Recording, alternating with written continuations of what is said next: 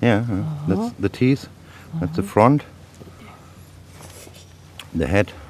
Stāstot par ķirmi dažādajiem attīstības posmiem un to nodarīto kaitējumu, Vācijas uzņēmuma Rumer Biotech vadītājs Mihails Rūmers rāda negausīgos ēdājus, kas izaudzēti kādā Hamburgas institūtā un paredzēti ķirmi iznīdēšanas kontrolei. Vairākās vietās baznīcā ir izvietots, un pēc ķirmi indēšanas tās tiks aizsūtītas atpakaļ uz Hamburgu, lai pārliecinātos, vai patiešām tie visi ir miruši. Visefektīvākā metode, kā tos iznīdēt tik lielā telpā kā baznīca, ir indēšana ar metilbromīda gāzi, kas ir ļoti kaitīga arī cilvēkam.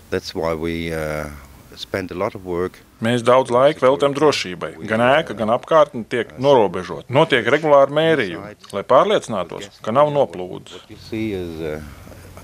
Arī pati baznīca tiek iepakota dubultā. Vispirms ar gāzes necaurlaidīgu materiālu, tad drošībai vēl ar plēvi, kas aiztur no atmosfēras iedarbības. Gāzes caurulītes baznīcas iekšpusē novirzīts uz problemātiskākajām vietām. Kuldīgas svētās trīsvienības Romas katoļu baznīca celta 1640. gadā.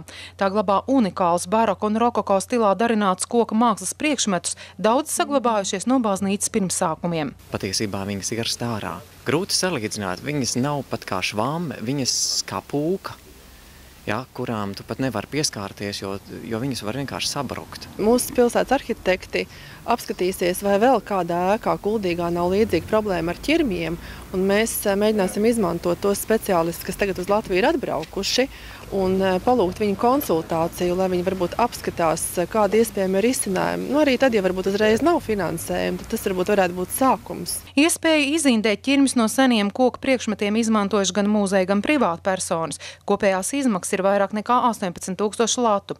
Daļu piešķīrusi Valsts kultūras pieminekļu aizsardzības inspekcija, daļu Vācijas katoļu labdarības organizācija. Baznīcā paņemtie pirmie paraugi liecina, ka ķirmi izindēšana noritējas veiksmīgi. Nu jāstrādā pie līdzekļu piesaistes koka detaļu atjaunošanai. Ieva Benefelda, Lants Perševics, Skrundas televīzija.